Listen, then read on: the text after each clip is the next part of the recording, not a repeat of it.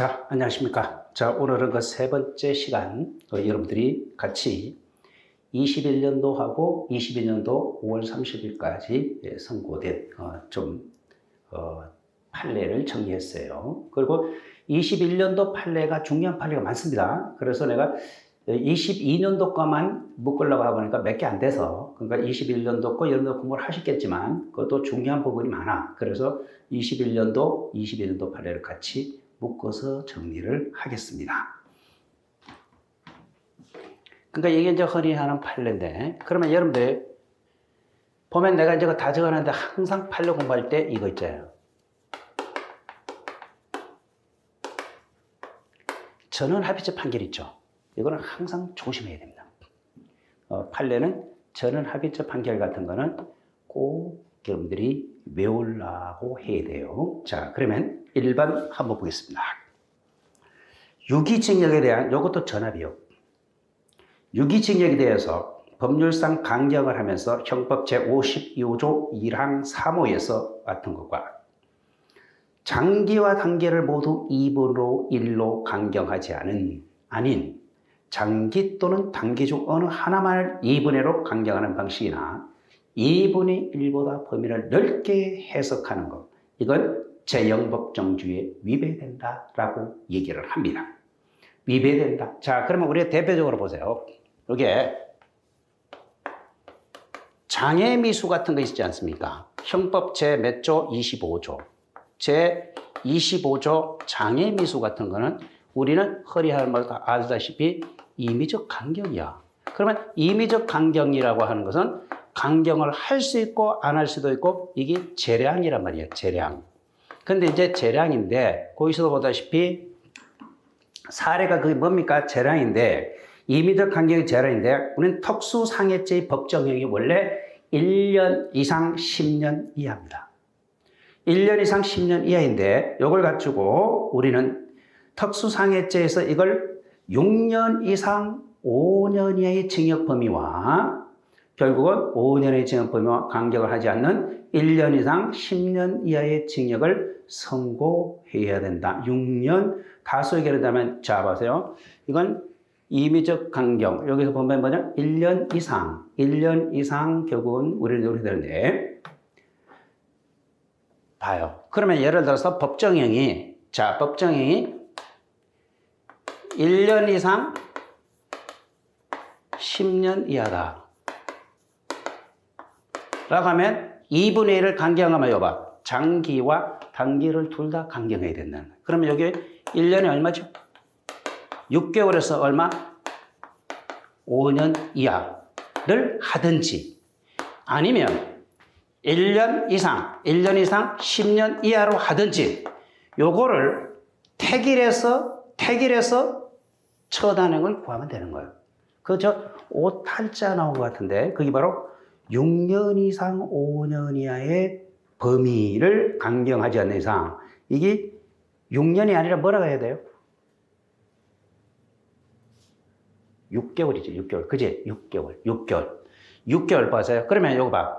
그러니까 강경하려면 요 보세요. 그 1번 판례가 결국은 단기, 장기 둘 다 가중해야 되고, 그리고 임의적 강경이니까 아예 1년에서 10년 이하 요걸로 선고해도 되고 요걸로 선고해도, 이게 택일이라는 거예요. 택일. 둘 중에 하나. 임의적이니까, 요거 재량이니까 6개월 이상 5년 이하라든지 아니면 1년에서 10년 이하 범위, 요 둘 중에 뭐다? 하나를 뭐다? 선고하면 되는 것이지, 만약에 그렇지 않고 우리는 바로 소수 견해에 의하면 결국은 6년 이상 10년 이하로 확정돼요. 뭐 범위 내에서 선고형을 확정할 수 6개월 이상이죠. 근데 그러면 소수 견해에 의하면 그걸 갖다가 뭐죠? 요렇게 하지 않고 만약에 단기나 장기 하나만 가중한다든지, 아니면 법정의 범위를 넓혀서 이걸 선고하는 것은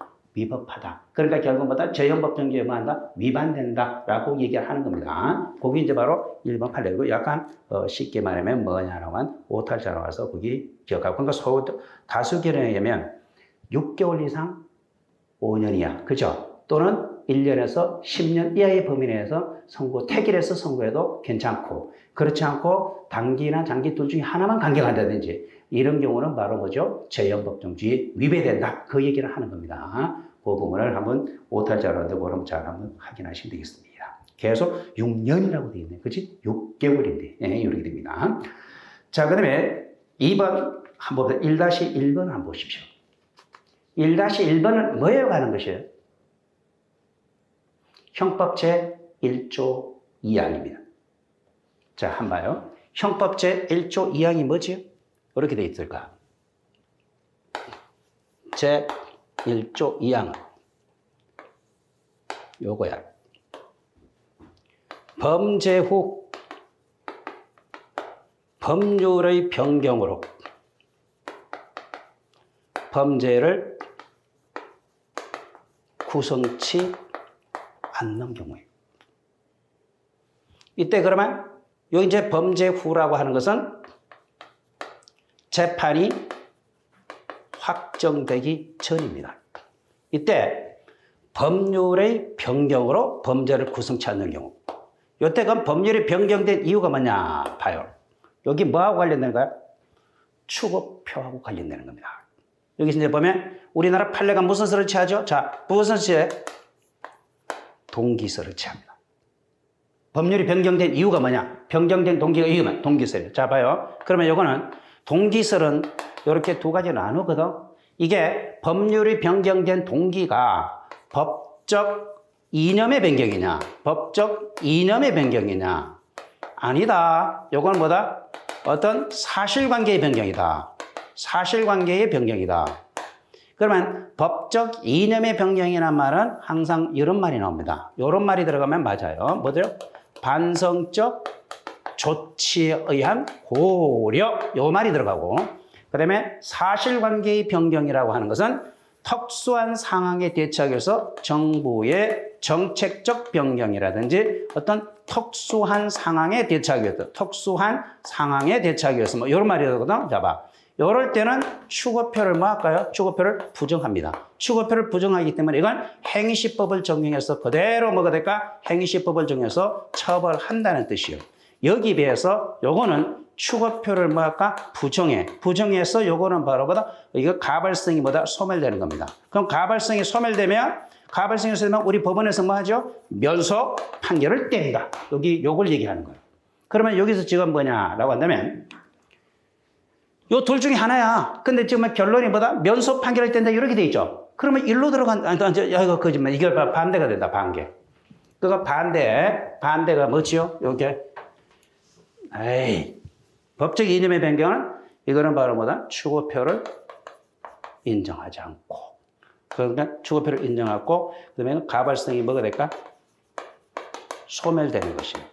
그럼 가발성이 소멸되니까 법원에서는 형식 재판을 통해서 면소 판결을 때리는 겁니다. 여기 비해서 사실관계 변경은 행시법을 적용해서 추고표를 인정하고, 그리고 행시법을 적용한 가발성이 인정되고 행시법을 적용해서 얘는 뭐한다? 처벌한다. 이런 얘기죠. 자, 그러면 거기서 사례는 뭐다? 요거거든. 면소 판결을 뗀다. 면소 판결을 떼니까 이걸로 본 거야. 반성적 조치. 그러니까 쉽게 말하면 사실관계가 어떤 거예요? 얘가 해직교사야. 근데 해직교사인데 해직교사는 어떤 거기 노동조합에 가입을 할 수가 없었어요. 근데 노동가입에 가입을 했으면 이건 뭐다? 행시의 범죄가 됩니까? 안 됩니까? 되는 거죠. 할 수 없게 했는데 됐어. 근데 나중에 그 이후에 나중에 해직교사도 뭐가 될까? 모두 가입을 하게끔 돼 있어요. 그러면 행시에는 범죄가 되지만 지금은 뭐가 될까? 범죄가 안 되는 거죠. 그러니까 이 변경된 이유가 뭐냐? 이렇게 변경된 이유가 뭐냐? 우리나라 판례 요것도 봤다는 거죠. 요걸로 봤기 때문에 법원에서 뭐 한다? 면소 판결을 때려야 된다. 고급심 판례가 그겁니다. 조심해서 보셔야 돼요.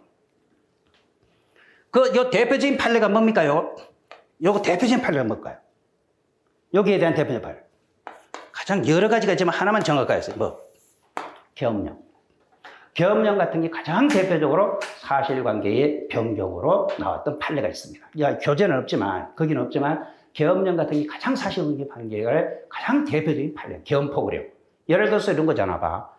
윤석열 대통령이 요번에 뭐죠? 5월 1일부터 9월 30일까지 계엄령이 선포됐어요.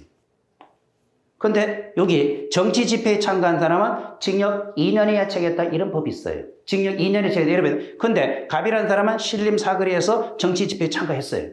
그러면 요때 행위시의 범죄가 돼야 안 돼? 되는 거죠. 요 유효 기간 내에 했기 때문에. 근데 얘가 체포된 날은 언제냐? 그 10월 달에 이미 계엄령이 해제된 상태에서 체포됐어. 봐. 행위시를 기준으로 하면 범죄가 되지만 얘가 체포됐을 당시에는 범죄가 안 됩니다. 이럴 때 얘를 처벌할 거냐 말 거냐. 이런 거는 요로 들어가거든. 사실관계 병행이기 때문에 이거는 행위시법을 기준으로 해서 얘를 계엄포고령으로 처벌받게 되는 겁니다. 이때는 면소 판결이 아니라 이건 뭐다? 실체 판결을 때려서 유무죄 판결을 해야 된다. 그 얘기예요. 근데 요거 교직원 사건 요거는 바로 뭐다? 행위 시에는 범죄가 됐지만 나중에 전부 다 해직 교사도 가입할 수 있는 길을 열어놨어요. 그러면 처음에는 가입하지 못하게 했는데 가입을 했으니까 범죄가 되는 거예요. 근데 나중에는 이제 거기 열어놨기 때문에 이제는 범죄가 안 되죠. 이때는 요걸로 받겠다는 거예요. 반성적 조치 의원 고려, 법적 이념이 변경으로 봐가지고 우리는 바로 면소 판결을 때려야 된다. 그 판례입니다. 이건 추급표 인정기업하고 형법 제1조 2항과 관련돼서 문제를 만들어 보는 것이죠. 이것도 중요하니까 잘 한번 보셔야 되겠습니다. 자, 봐요.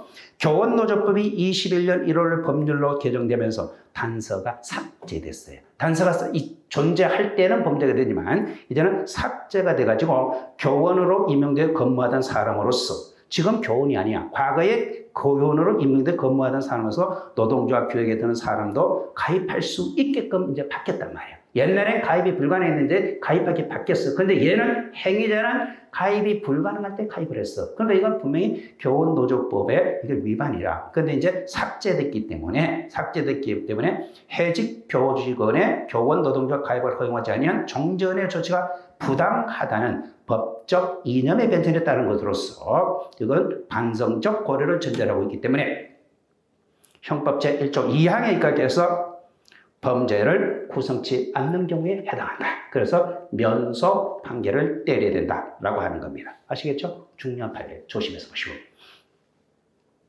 그 다음에 1-3은 그냥 간단한 거예요. 그냥 있는 그대로 알아보면 돼. 게임산업법령 시행령 이렇게 되어 있고 게임물의 비정상적인 이용이란 주로 게임머니 등을 획득하여 일반적이지 않은 방법으로 게임물을 이용하는 것을 뜻하지 게임 제공업자 내부에서의 권한을 부여받아 게임머니를 획득 생산하는 것은 포함되지 않습니다. 만약에 정상 게임 제공업자 내부에서 권한을 부여받아가지고 게임머니 등을 생산 획득한 경우까지 게임산업법 위반으로 처벌했다면 이건 뭐가 되는 거죠? 유추 해석이 되는 겁니다. 유추 해석이 되기 때문에 재형법정주에 위배된다라고 합니다. 그러니까 포함되지 않는데 포함시켜서 해석하면 유추 해석이 된다라고 얘기를 할 수가 있어요. 그렇게 이제 뭐 간단한 겁니다. 이런 건 내가 일일이 안 해도 될 것 같고. 그 다음에 2번 판례를 한번 볼까요? 여기 이제 아까 내가 첫 번 때 했을 때 요거 한번 요런 거예요. 우리가 양벌 규정 있죠. 응? 양벌 규정. 양벌 규정은 처벌하려면 반드시 뭐가 있어야 돼요? 법률에 뭐가 있어야 돼요? 법률에 처벌 규정이 있어야 돼요. 이게 핵심 중에 핵심이에요.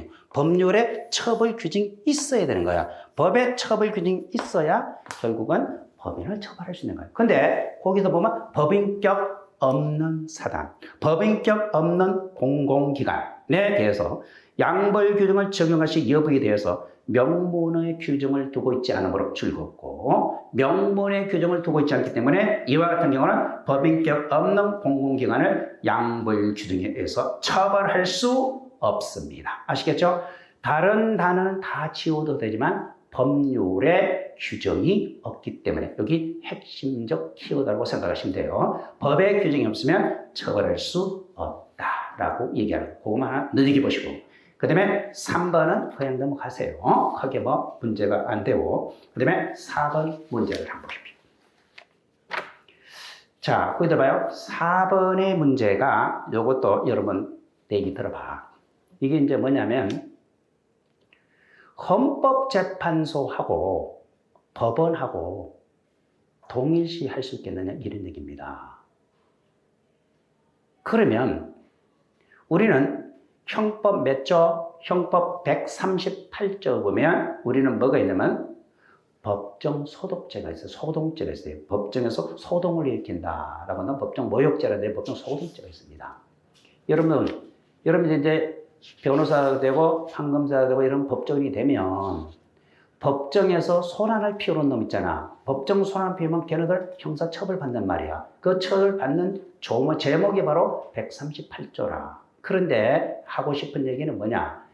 우리는 법정 소독죄는 법원이야. 근데 얘가 소동을 피운 것은 뭐다? 헌법재판소야. 그러니까 통합진보당이 해산됐을 때 민주주의가 죽었다, 썩었다 하면서 뭐다? 걔가 거기서 헌법재판소에서 소리를 질렀어. 이럴 때 그러면 헌법재판소하고 법원을 동일시해가지고 법정 소동죄, 모욕죄로 처벌할 수 있겠는가? 138조 적용할 수 있겠는가? 라고 했는데 이렇답니다.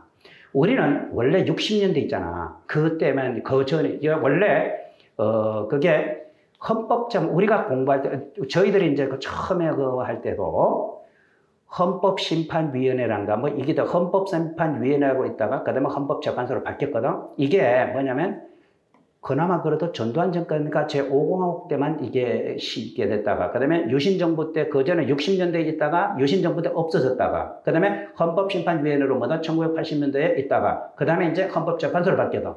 그러니까 원래 법원의 또 헌법재판소 뿌리는 뭐다? 법원이다라는 거예요. 그렇기 때문에 헌법재판소하고 법원을 동일시 해석한다 하더라도 이건 유추 해석이 아니다라고 해서 이건 재형법정주의 위배되지 않고 얘는 법정소동죄로 처벌해도 무방하다. 그 뜻입니다. 그 얘기를 하는 거예요. 자, 그 다음에 5번 단구치 보시죠. 5번에 관련된 거는 이거는 잘 아셔야 됩니다. 여러분들 거기 들어봐요. 요사이 얼마 전에도 나왔죠. 윤창호 법이죠. 전부 다 폐지됐어요. 우리는 음주운전에 전과가 있으면, 음주운전에 전과가 있으면 앞에서 2회 이상 음주운전했으면 또 다시 음주운전했어. 이것도 무조건 뭐다? 가중처벌한단 말이야.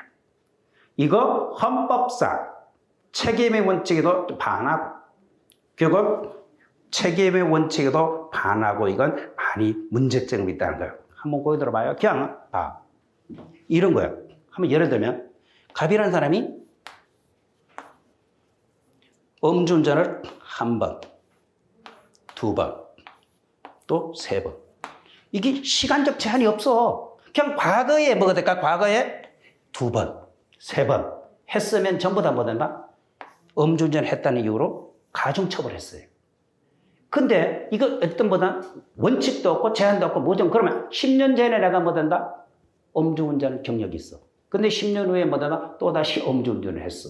그러면 이것도 뭐다? 전에 뭐다? 10년 전에 했다 해도 이건 한 번으로 들어가는 거야. 그러니까 이건 시간적 제한 없이 어떤 조건도 없이 무조건 뭐가 될까? 앞에 음주운전을 했다는 이유만 가지고 뭐 된다? 형을 가중처벌하는 것은 헌법에 위배된다는 겁니다. 그래서 이제는 여러분들이 공부했다시피 이진 아웃죄라는 거 들어봤지? 이진 아웃죄, 삼진 아웃죄 전부 다 폐지됐어요.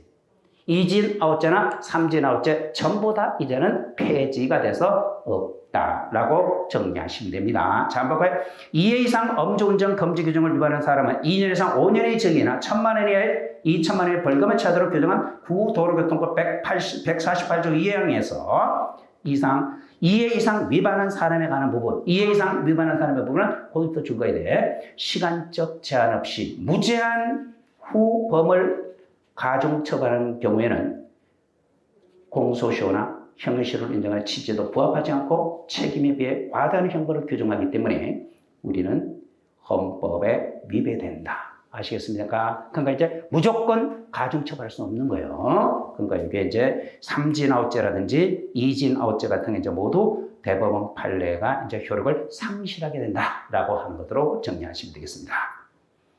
그리고 6번에 관련된 것은 여기서 이제 어디에 키워드가 있어요? 법원의 감정의 지정이 결정받은 거예요. 법원으로부터 감정인의 지정 결정을 받고 법원에서 촉탁을 받은 경우에는 이 사람이 감정평가업자가 아닌 사람이라 하더라도 감정사업에 포함시켜서 감정을 했다 하더라도 이거는 위법하지 않다. 아시겠어요? 그러니까 실제로 이 사람이 법원으로부터 감정인의 지정 결정을 받았어. 그리고 법원에서 위촉을 받았어. 이때 감정평가업자가 아니라고 하더라도 감정을 했다고 해서 이것은 바로 뭐다? 감정어법, 민사소송 350조 이런 것들 위반되는 건 아니다. 이렇게 보시면 되겠습니다. 오케이. 라고 한 거 이렇게 한번 보시면 되고 2번도 여러분 한번 읽어보시고 라고 되어 있습니다. 그 다음에 6-1번 한번 보세요. 그냥 6-1번은 피해자는 피고인이 요구한 나체 촬영과 성관계 등을 응하면서 피고인의 자신을 모델동으로 만들어줄 것으로 오인 착각에 빠진 상태에서 피해자가 비단 그것을 촬영을 승낙했다 하더라도 이거는 우리 보세요. 피해자의 승낙은 어떻게 돼? 여러분 형법 제24조가 뭐예요? 피해자의 승낙이야. 피해자의 승낙은 승낙은 뭘까? 자유로운 의사에 의한 승낙이야. 자유로운 의사에 의한 승낙이야. 근데 얘는 뭐라? 결국 모델을 시켜준다고 해서 그래서 착각에 의해서 승낙을 했기 때문에 이와 같은 승낙은 뭐나 유효한 승낙이라고 볼 수가 없습니다. 그렇기 때문에 위법성이 조각되지 않는다라고 얘기를 하는 거예요. 아시겠죠? 요 판례와 유사한 판례가 또 뭐 있어요? 한번 생각해봐. 피해자 승낙에서 여기 아주 시험에 자주 나온 판례 하나 있잖아. 이거 몰라? 자, 봐. 이게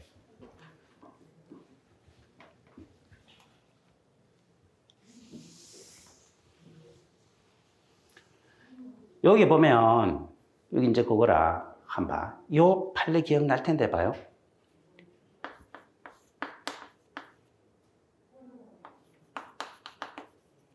이거 들어봤잖아. 자궁건종.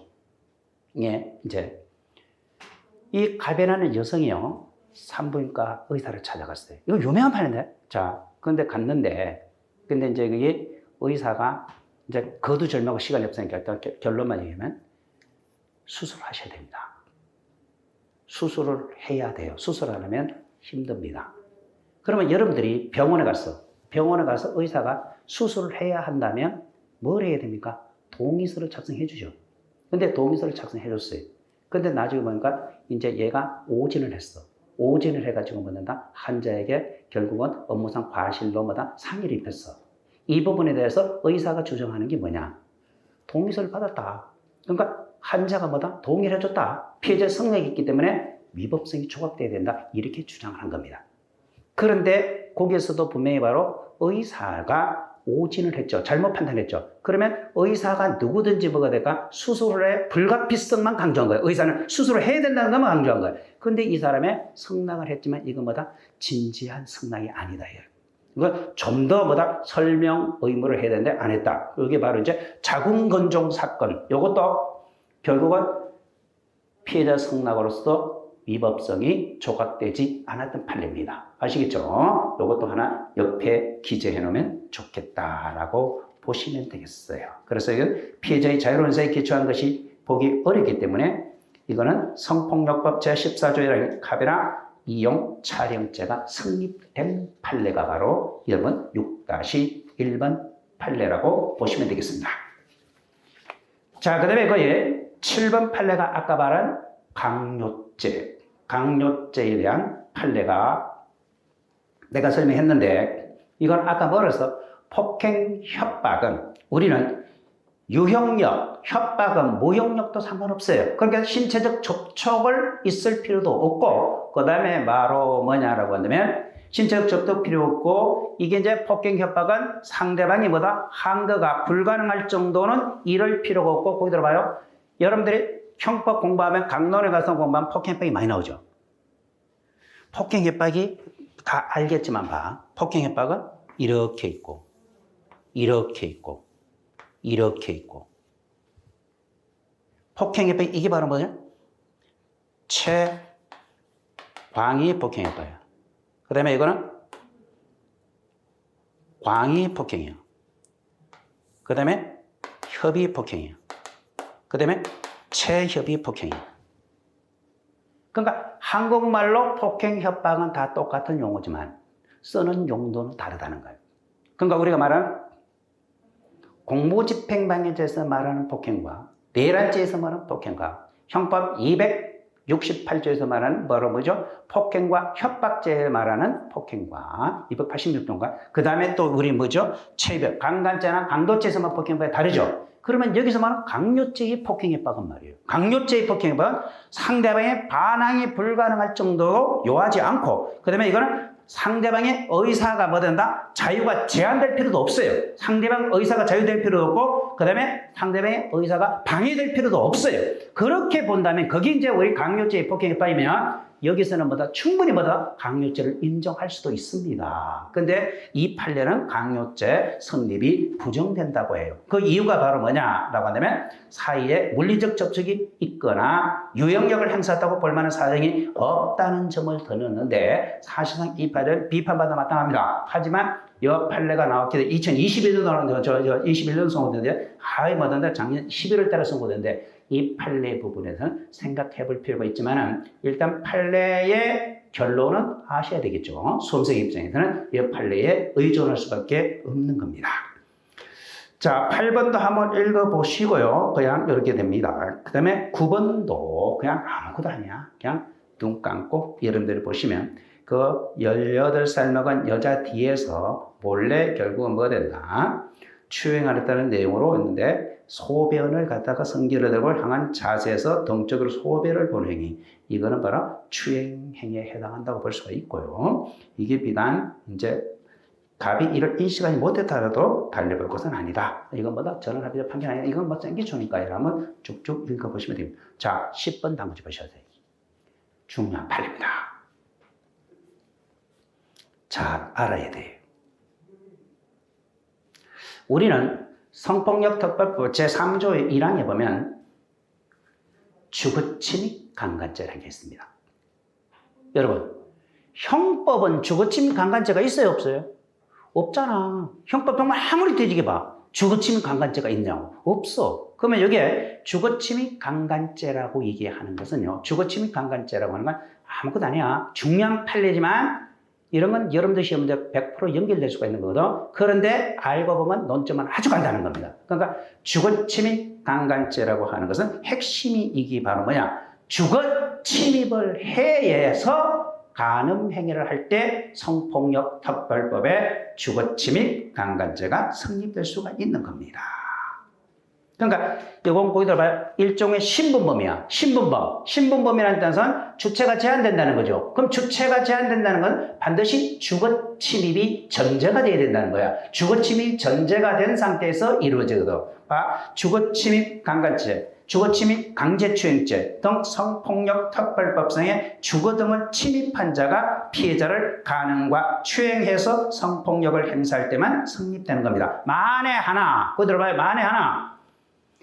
먼저 주거침입을 범한 후에, 주거침입을 범한 후에 성폭행을 해야 결국은 주거침입 강제추행죄가 되는데, 만에 하나 반대로 성폭행, 간음 행위를 하고 강간죄의 실행 착수인 폭행 협박을 한 다음에 주거침입죄에 들어갔다. 주거침입을 했다. 이럴 때는 실체적 경합범이 되는 겁니다. 실체적 경합범이 되거든. 근데 요 사례에서 이제 밑에 보시면 한번 봐요. 결국은 똑같은 거든. 헷갈리면 안 됩니다. 조심해요. 그러니까 결국 주거침입의 경우에는 해당하지 않고 주거침입은 강간죄 주거침입죄 이때는 실체적 경합범이 됩니다. 그거 굉장히 잘 보셔야 됩니다. 이게 똑같이 어디에도 똑같다는 거야. 유사강간도 똑같다는 거야. 유사강간에도 똑같이 적용한다는 거야. 내가 지금 예를 들은 건 뭐죠? 강간과 강제추행죄 들었죠? 유사강간도 똑같다는 거야. 유사강간도. 그러면 이제 사실관계가 뒤에 있거든? 갑이라는 사람이 여자를 강제로 화장실로 끌고 들어갔어. 얘는 그러면 그 화장실에 먼저 들어간 다음에 간음의 고의가 없고 화장실에 들어간 상태에서 강간을 하거나 유사강간을 했을 때는 이게 바로 주거침입 성폭력특별법상의 주거침입 강제추행죄 될 수 있어요. 근데 얘는 여자를 성폭행하기 위해서 강제로 화장실을 밀어넣었단 말이에요. 이거는 결국은 주거침입이 선행이 되는 게 아니죠. 이건 강간을 하기 위해서 화장실. 여러분, 화장실에 들어갔는데 화장실 주거침입죄 됩니까? 안 됩니까? 되죠. 그러니까 이게 그거 된단 말이에요. 그러니까 이게 얘는 그러면 보다시피 화장실을 끌고 가 용병칸으로 밀어 넣은 후, 요거 봐. 밀어 넣은 후. 얘는 강간하기 위해서 밀어 넣었단 말이에요. 그렇기 때문에 이거는 주거침, 유사강간, 미수죄와 주거침입죄의 실체적 경합범이 되는 것이지 주거침입, 유사강간, 미수죄가 아니다. 무슨 말인지 아시겠죠? 그거 잘 정리하시게 됩니다.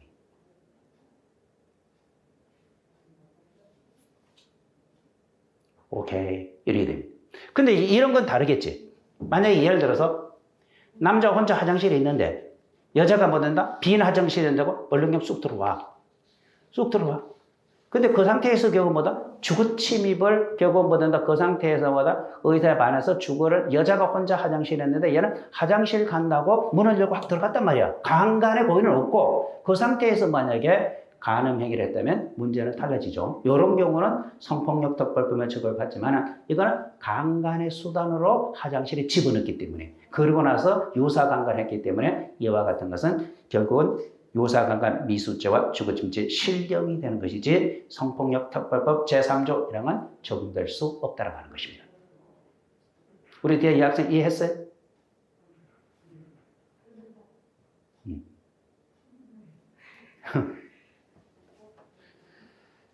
그 다음에 라고 얘기할 수 있고 그 다음에 10-1과 10-2를 묶으세요. 묶었는데 판례도 사건 번호도 같을 겁니다. 근데 같은데 이런 건 이렇게 생각하시면 돼. 여자가 그게 어디 가지? 그게 6개월 올라가. 6개월 올라가. 이제 엉덩이가 이렇게 올라가. 근데 엉덩이가 굉장히 돌출됐죠. 요 엉덩이를 앞에서 바짝 붙여가지고 있잖아. 엉덩이만 아주 돌출되게끔 청바지를 입은 여자한테 엉덩이를 돌출된 부분을 엉덩이 팍 튀어나오게끔 빵빵하고 딱 찍었어요. 요거 하고 먼 발치에서 여자가 키가 커 쭉 빠졌어. 뒤에 그냥 먼 발치에서 카메라를 찍어가지고 결국은 그냥 다리 쭉 빠진 거 청바지 입은 거 여자 있잖아. 여기 끝부터 쫙 나오게끔 그거 찍은 거하고 다르다는 겁니다. 그러니까 엉덩이를 부각시켜가지고 엉덩이만 톡 튀어나오게 만든다 찍었으면 이거는 거기에 결국 카메라 이용 촬영죄가 되지만 엉덩이 부분을 그거 뒷모습을 촬영했다고 무조건 되는 건 아니에요. 거기 보면 한번 봅시다.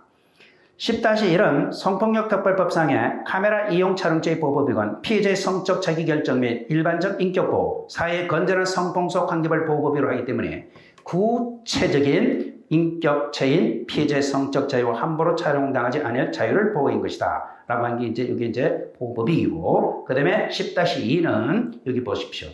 엉덩이 부분만 딱 맞는 청바지를 입은 여성의 뒷모습을 촬영한 경우. 이와 같은 것은 우리는 바로 성적 수치심을 유발할 수 있고 볼 여지가 있다. 이때 성폭력 특별법상 카메라 이용 촬영죄가 성립되지만 그렇지 않고 엉덩이만 돌출되지 않고 뒷모습을 쭉 빠진 다리부터 엉덩이부터 결국은 다리까지 쭉 찍어가지고 그런 거 보이잖아. 그러니까 뒤에서 쭉 봐서 이렇게 좀 먼 발치에서 찍어 그와 같은 것은 성폭력 특별법에 적용을 안 받는다. 그 얘기를 하면 그러니까 깎인 청바지를 입었는데 엉덩이에 돌출되만 들주고에 따라서 차이가 있다라고 얘기를 합니다.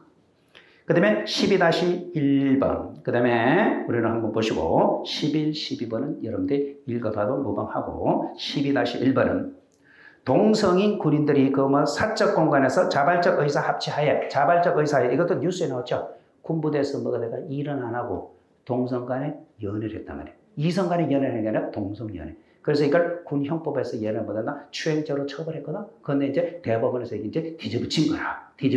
원심법원을 파기했는데 결국 동성인 군인들이 사적 공간에서 자발적 의사 합치에 따라서 학문 성교를 비롯한 성행위를 한 경우는 군 형법 91-6이 적용되는 점은 소극입니다. 그러니까 군 형법상의 추행으로 볼 수 없다라고 인정했던 바입니다.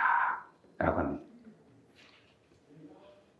사적 자발적 이건 자유야. 자기 지네끼리 하는 건데 어디서 합치를 만약 강제성을 띠었다면 이건 명백하게 제거되겠지만 이건 둘이가 이제 좋아서 하는 건 괜찮다. 그 다음에 13번은 넘어가. 기레기 그냥 넘어가서 이건 모욕죄가 인정된다라고 얘기합니다. 그래서 결국은 사회상규에 위배되지 않는 이유로서 위법성이 도한다. 기레기나 모욕죄는 표현을 했다 하더라도 위법성이 조각된 판례야. 이런 거 다 읽어보지 말고 기레기하고 뭐다? 위법성이 조각됐다. 그래서 이거는 모욕죄 성립을 부정했다. 그렇게만 딱 알고 넘어가면 돼요. 다른 거 보지 마시고. 자, 그 다음에 업무방해죄도, 업무방해죄는 행위태양이 뭐지요? 업무방해죄는 행위태양이 뭡니까? 응? 업무방해죄.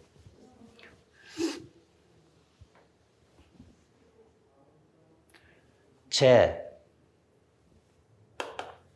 313조인가? 그러면 314조? 315조인가 이런 게 되는데. 그러면 313조가 바로 뭐니? 신용훼손죄입니다.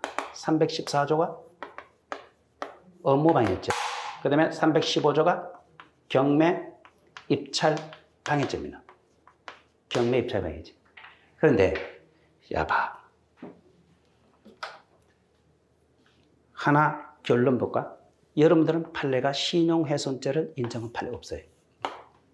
혹시나 1차 객관식 시험에 나올 때 모르는 판례가 나오고 판례에 의하면 신용훼손죄가 성립된다 라고 하는 지문이라면 무조건 틀렸어요. 그냥 틀렸다고 생각해도 됩니다. 자, 그 다음에 두 번째는, 그러면 신용훼손죄는 구성요건이 뭐죠? 허위 사실의 유포, 그 다음에 위계. 허위 사실의 유포, 위계 이렇게 들어가요. 법조문. 왜 내가 이걸 써준 줄 알아? 법조문을 가지고 쉽게 나오면 보다 법조문을 가지고 객관식 문제로 만들어낼 수가 있어요. 허위 사실의 유포, 위계. 그 다음에 요거는 뭐야? 허위 사실의 유포, 위계, 그 다음에 위력까지 들어가. 위력. 허위 사실 유포, 위계, 위력. 그 다음에 경매 입찰 방해죄는 뭘까? 위계 하고 뭐만 들어가? 위력, 위계, 위력. 조문이야, 조문. 조문 행위 태양인데 여기서 봐. 공통점이 뭐야? 전부 다 위계가 다 들어가는 겁니다. 신용훼손죄, 업무방해죄, 경매 입찰방해죄 이거 모두 위계가 다 들어가요. 그러면 지금 거기 판례가 나온 건 뭐야? 요거는 업무방해죄의 허위사실의 유포란, 이제 판례가 나온 거예요. 허위사실의 유포란 객관적 진실로 부합하지 않는 사실을 유포하는 것으로 말하고 단순한 주관적 의사표시, 가치 판단을 표시하는 것은 허위 사실로 보지 않습니다. 아시겠죠? 주관의 어떤 자신의 어떤 가치 판단을 피력한다든지 이런 것들은 허위 사실의 유포라고 보지 않는다. 그럼 허위 사실 유포는 반드시 객관적 진실에 부합하지 않는 사실을 말하는 것이지 단순히 의견이나 가치 판단을 표시하는 것은 아니다 라고 하는 거 정리하시면 됩니다. 그 다음에 이 주거 침입죄와 관련된 부분이 있습니다. 아주 복잡한 판례가 이제 많이 쏟아지는데 이거 한번 차분히 한번 보십시다. 먼저 15번 판례가 공동주거와 이용관계입니다. 공동거주자 각자는 특별한 사정이 없는 한 공동주거관계의 특성에 맞춰 공동주거 중 공동생활의 장소로 설정한 부분에 침입하여 공동의 공간을 이용할 수 있는 것과 같은 이유로 공동거주자의 이에 출입하는 것을 허용하는 것을 용인할 수인 의무가 있다. 수인은 뭐다? 받아들여야 된다는 거죠. 그러면 여러분이 15번, 16번, 17번 모두 같은 판례입니다. 같은 판례. 그래서 만약에 거기 들어봐요. 객관식만 나오면 여기서 판례는 딱 물어보면 받는다. 저걸로만 물어볼 거예요. 결론만 물어볼 거예요. 객관식은. 그런데 케이스, 사례가 나오면 여러분들보다 판례고 내용을 다 알고 있어야 돼요. 사실관계를 모두 알고 여러분들이 정확하게 기입을 할 줄 알아야 되는 것입니다. 자, 그래서 이제 거기 이제 보면 이제 우리가 되는데 용인하고 있고 공동거주자 상호간의 특별한 사정이 없는 한 다른 공동체 공동생활의 장소에 자유를 취입하고 이를 금지할 수 없다. 저는 합의적 관계래요. 조심해야 됩니다. 자, 그러면 공동거주자 중 한 사람이 정당한 이유 없이 다른 공동거주자 장소에 들어간 경우에 근데 우리가 지금 이 판례가 나오기 전에는요, 불과 한 1, 2년 전만 하더라도 우리 대법원 판례에서 상당히 뭐든다 주거침입을 엄격하게 해석했어요. 굉장히 뭐든다 주거침입을 대부분 바로 뭐든다 결국 인정하는 판례가 대부분이었거든. 그런데 결국은 그때도 그런 거 하나 있었죠. 신림동 그 강간 미수 사건 들어갔죠. 뉴스에. 못 들어봤어? 그러니까 그게 이 판례 있었잖아. 아, 여기 갑이라는 사람이 신림역에서 있잖아. 내렸어. 신림역에서 자기가 이제 요 빌라가 있어. 요 빌라를 이제 가. 근데 갑이라는 A가 이제 가. 근데 갑이라는 사람은 요 여자를 졸졸졸 뒤로 저도 따라가는 거야, 계속. 따라가는 이제 빌라가 있으면 이제 여기 이제 현관문이 있어요, 현관문. 현관문이 있는데 여자가 문을 딱 열고, 그거 얼마나 유명했어, 이거.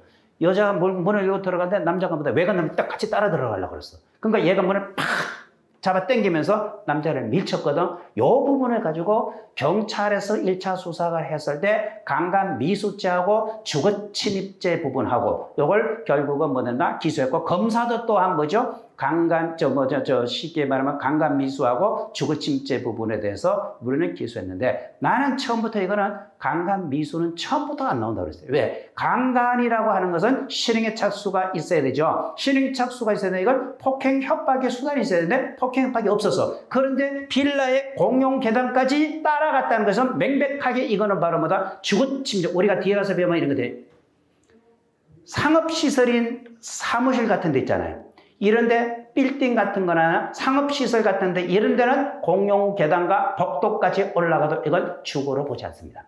하지만 빌라, 아파트, 다세대 주택, 단독주택 이런 것들은 뭐다? 공용 계단만 올라가도 주거로 보는 거죠. 그러면 이건 빌라야. 빌라기 때문에 당연히 뭐죠? 주거침입죄가 될 수가 있죠. 그래서 주거침입죄 부분만 기소해야 되는데 결국 경찰과 검사, 그 검사까지도 이걸 갖다가 뭐로? 결국 강간 미수까지 기소해죠. 결국 대법원에서 뭐만 인정했죠? 결국 주거침입죄만 인정했지 않습니까? 요거와 같이 보는데 여기서도 쉽게 말하면 공동구조자 중에 장소에 들어간 경우 정당한 이유 없이 다른 공동거주자 장소에 들어간 경우에 주거침입죄 성립되는가 라고 했을 때 주거침입죄 성립을 부정하는 것이다 라고 얘기를 합니다. 부정하는 것이다. 그 이유가 뭐냐 라고 한번 보세요. 뭐가 뭐냐. 다 필요를 먹고 6페이지 세 번째 줄건데 6페이지 맞는가? 지금 16번에 거 보면 2만에 줄거는 되어 있습니다. 봐요. 공동거주자의 사실상의 주거의 평원이라는 법익을 침해하는 행위라고 볼 수 없기 때문에 주거침입죄가 성립되지 않는다. 그리고 출입문의 잠금 장치를 손괴하는 것은 물리력을 행사해 그 출입을 금지한 공동거주자의 사실상의 평온을 해쳤다 하더라도 이와 같은 그 자체는 별도로 처벌받으면 돼. 문 부순 거 이런 부분은 별도로 처벌하면 되고 주거침입죄 자체는 성립되지 않는다라고 얘기합니다. 한번 거기 들어보세요. 요 판례가 사실관계예요. 이거예요. 요 갑이라는 사람과 을이라는 사람은 뭐라? 부부야. 부부인데 이 사람은 이혼을 지금 진행 중이야. 그러니까 별로 안 좋겠지. 근데 남자가 이 멍청한 놈 같아. 원래 부부간에 싸우면 누가 집을 나갑니까? 아닙니다. 다 그렇진 않지만 여자가 뭐 된다 대부분 집을 나갈 텐데 이 남자가 공동구조야. 공동주거라. 공동주거. 근데 얘가 짐을 싸가지고 남자가 나왔어. 그래서 지가 나오면 갈 데가 어디 있어? 갈 데가 없잖아. 뭐라? 지네 엄마 들어가는 거야. 엄마 A 하고 부모 B, 엄마 아버지 이제 이렇게 있어요. 그러니까 완전히 이제 뭐다? 같이 이제 이제 이 사람이 이제 부인이야. 같이 살다가 이제 나온 거예요, 집에. 근데 이제 이 집에 오니까 이 부모가 그랬더니 이 멍청한 새끼야, 네 남자 새끼가 얼마나 못났으면 네 살던 집에서 네가 가방 싸들고 나왔으면 어디냐고 빨리 니네 집으로 돌아가라고 막 그랬다고. 그러니까 얘가 이제 엄마랑 같이 뭐든다 부모님이랑 같이 여기 갔어요. 공동주거 같이 살던 집이죠. 그것도 들어가니까 자기 마누라는 없어. 마누라 없고 여기에 누가 있었냐? 라고 하면 병이라는 보단다 쉽게 말하면 부인의 동생. 그러니까 갑에 말하면 처제지 처제. 처제가 그 집을 지키고 있어. 근데 문을 딱 열어보니까 잠금장치가 되어가지고 문을 안 열려. 그러면서 문 열으라고 막 소리를 막 질렀지. 근데 그 처제는 하는 말이 언니 오면은 와라. 지금은 안 된다. 언니 오면은 오라고. 언니의 허락을 받고 나서 내가 문 열어주지 못 열어준다. 그러니까 열받아가지고 이 세 명이 다 아파서 합쳐서 뭐 되나? 결국은 열쇠고리를 부수고 송계하고 그 집에 들어갔어요. 여기 바로 팩트야. 이게 원래 주거가 뭐다? 공동주거지. 공동주거인데 한 놈 나오면 남편이 뭐가 될까? 결국은 자기가 살던 집에 뭐다? 문을 부수고 들어간 거죠. 여기 팩트야. 이럴 때 주거 침입죄가 안 된다라고 했어요. 그 이유가 뭐라 그랬어? 그게 공동주거자의 사실상의 주거평온이라는 법익의 침해 행위라고 볼 수 없기 때문에 주거침입죄 성립이 안 된다. 그러니까 공동거주자는 누구라? 이때 누구? 부인의 사실상의 평온을 해쳤다고 보지는 않는다고 보는 겁니다. 그래서 주거침입죄 성립을 부정했던 판례요. 굉장히 중요한 겁니다. 꼭 정리를 하셔야 되겠어요. 그래서 그게 17번에 바로 사실관계를 내가 적어놨어요. 17번에 사실은 내가 얘기했던 게 바로 그거거든. 언니 기가만 오라. 문을 열어주지 않고 공동하여 걸쇠를 송계한 후에 침입하였다고 하여 폭력행위 처벌을 가는 공동주거침입죄로 기소된 사건에서 결국은 공동생활에 있었던 관계에서 이탈했거나 그에 대한 지배관리를 상실했다고 이런 말을 꼭 적어줘야 돼. 그러니까 공동생활에서 이탈했거나 그에 대한 지배관리를 상실했다고 보기 어렵기 때문에 이런 경우는 주거침입죄 성립을 부정하는 겁니다. 아시겠어요? 핵심적 키워드는 바로 그거야. 봐. 주관식을 쓸 때는 채점자는 어디에 중점을 둘까? 키워드가 들어갔냐 안 들어갔냐 그 말을 항상 생각하는 거예요. 그럼 키워드는 어디에서 찾는 거예요? 판례 원문에서 찾는 겁니다. 판례 원문에서 키워드가 기입이 되느냐 안 되느냐 그런 부분만 중점적으로 공부하시면 되겠다라고 얘기를 한 거예요. 그 다음에 18번 당부 표시하십시오. 이것도 전원 합의체 판결입니다. 매우 중요한 거예요. 이건 이제 앞으로 계속 여러분들이 시험 문제로 연결될 수가 있는 여지가 있는 게 바로 이런 거예요. 잘 봐야 돼요. 그러니까 이제 한번 봐. 여기 이제 바로 이것이라고 보면 됩니다.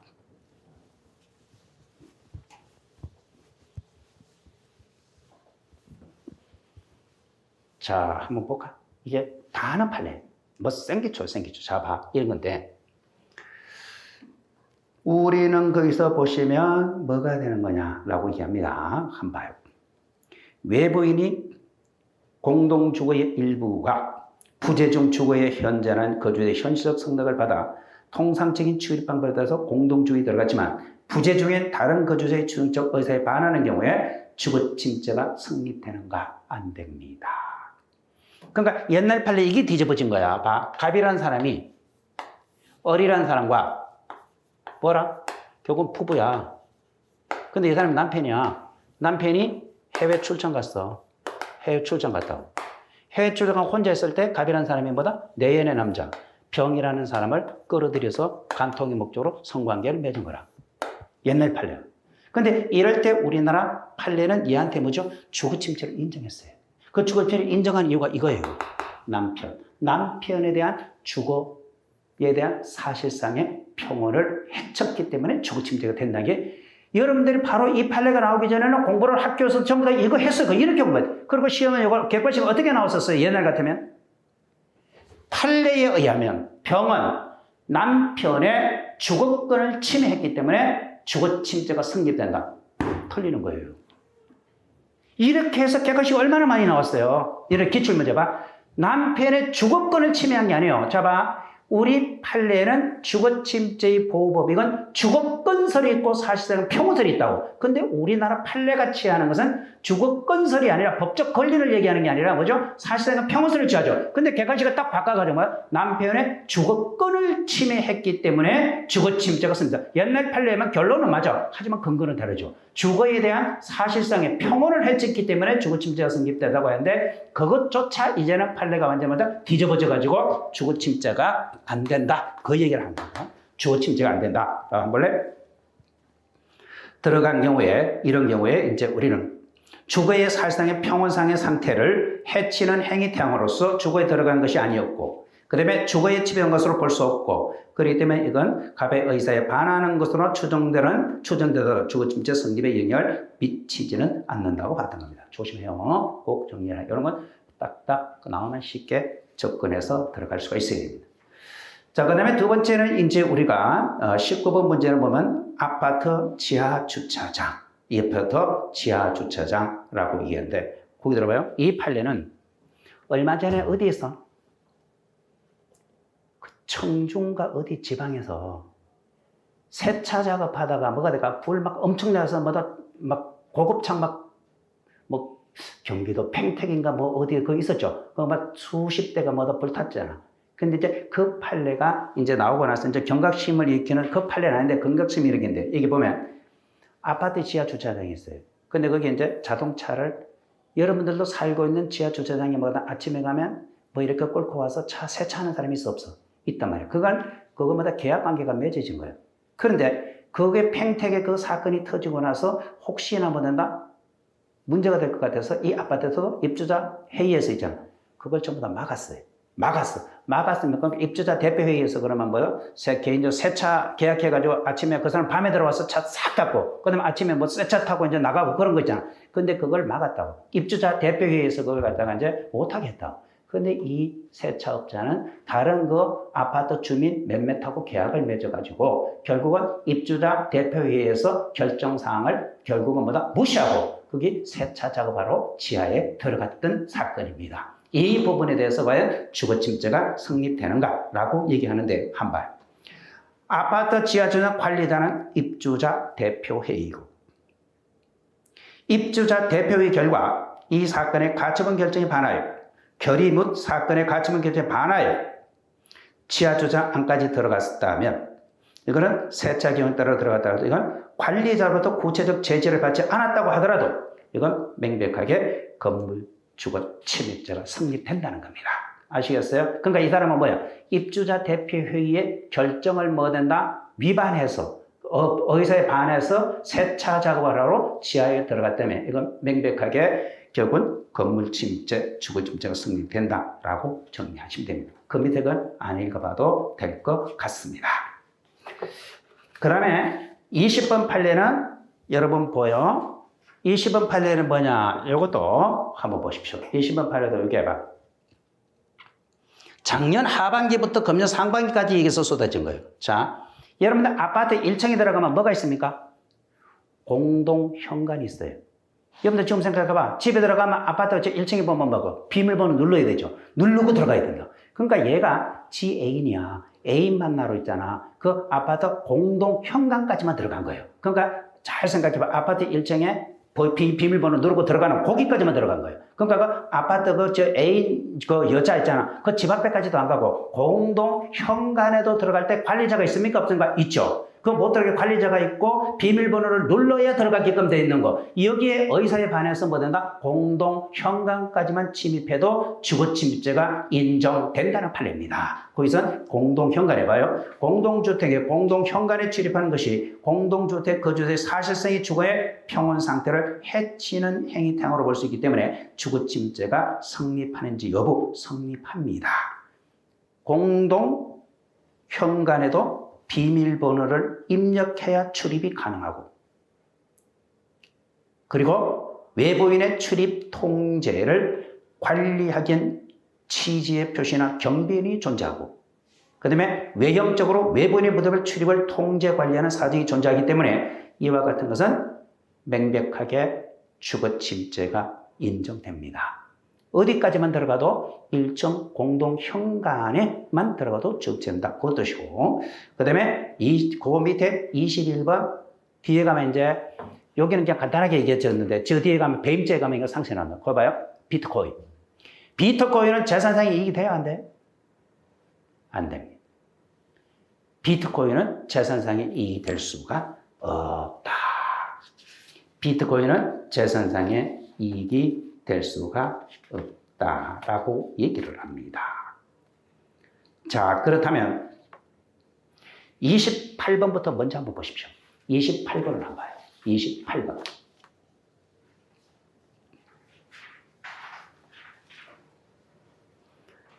28번에 보면 가상자산. 28번에 가상자산. 그 위에 있는 거 있잖아. 전부 다 판례, 그 배임죄, 이거 굉장히 중요한 판례예요. 전부 다 앞으로 있는 거, 거 있는 거. 가상자산이 재산상의 이익에 해당하는지 여부. 재산상의 이익에 해당하지 않습니까? 여러분, 아까 말했어. 비트코인은 가상자산이 있어서, 이제 우리는 가상자산. 잘 봐. 가상자산이 재산상의 이익에 해당하는지 여부. 해당합니다. 가상자산은 이게 우리가 해당하고, 그 다음에 두 번째, 우리는 요 봐. 이거 헷갈리면 돼. 앞에 거하고, 그 뭐 있었지? 이건, 거기도 봐. 21번에도 뭐다? 비트코인은 재산상의 이익에 해당한다. 이렇게 돼 있잖아. 비트코인은 재산상의 이익에 해당합니다. 잘 봐요. 요거부터 이제 바로 연결시켰고, 21번하고 연결되거든. 요거는 내가 봐서는요, 니네들 분명히 시험 문제가 출제됩니다. 이거 아주 중요한 판례야. 비트코인은 가상자산은 재산상의 이익에 해당하고. 그리고 지금 문제가 되는 게 요 사이에 뉴스에 나온 게 막 건도형인가 그거 뭐 있잖아요. 그거. 난 그 사람 알지도 못하는데. 막 그 가상자산이 지금 폭락하죠. 그럼 폭락인데 국가에서 우리는 아직까지 그 문제야. 국가에서 그걸 아주 보호하고자 하는 장치나 법률이 입법화 안 돼 있어. 그렇기 때문에 여기 보면 가상자산에 대한 형법을 적용하면서 법정화폐, 우리가 갖고 있는 여러분들이 뭐다? 많은 법정화폐와 동일하게 보호되는지 여부, 동일하게 보호되지 않습니다. 자, 가상자산은 재산상의 이익에는 해당하지만 가상자산에 대해서 형법을 적용하면서 법정화폐와 동일하게 보호되지 않습니다. 기억하셔야 돼요. 기억하세요. 그러면 그게 내용을 보시면, 자, 블록체인 등 이 가상자산은 재산상의 이익에 해당한다. 재산상의 이익에 해당한다. 하지만 우리나라 현행 형법상 가상자산에서는 현재까지 법률에 따라 법정화폐에 준하는 규제가 이루어지는 등 법정화폐와 동일하게 취급되지 않고, 줄거야 돼요. 법정화폐와 동일하게 취급되지 않고, 그리고 이것은 형법을 적용하면서 법정화폐와 동일하게 보호해야 되는 것은 아니다 라고 얘기합니다. 자, 그래서 내가 조그맣게 얘기했는데 보면 비트코인은 가상화폐는 재산상의 이득은 해당하지만 이건 뭐다? 재물에 해당하지 않는다는 취지의 판례입니다. 재물에 해당하지 않기 때문에 이와 같은 것은 착오로 인해서 전자지급의 이체든 타인의 비트코인을 이용했다 하더라도 임의로 사용해도 횡령죄가 안 됩니다. 왜 횡령죄가 안 돼? 결국은 재산상의 이익에 해당하지, 이건 재물이 아니기 때문에 횡령죄의 객체는 뭐가 돼야 되는 거죠? 재물이죠. 자, 그런데 이것을 가지고 이런 거 있어 없어? 한번 보세요. 내가 오늘 잠을 자고 나니까, 내가 오늘 잠을 자고 나니까 나도 모르는 사이에 전자화폐, 비트코인이 내 통장에 뭐 된다? 이렇게 뭐다? 10억이 꼽혔어요. 10억이 꼽혔어, 비트코인. 가상자산이. 나는 그걸 갖다가 임의로 내가 빼가지고 썼어. 이거 횡령죄가 안 됩니다. 자, 횡령죄가 안 되는 거는 왜? 재물도 안 되고, 또 무엇보다도 횡령죄의 본질이 뭐죠? 횡령죄의 본질이 뭡니까? 위탁관계. 위탁관계.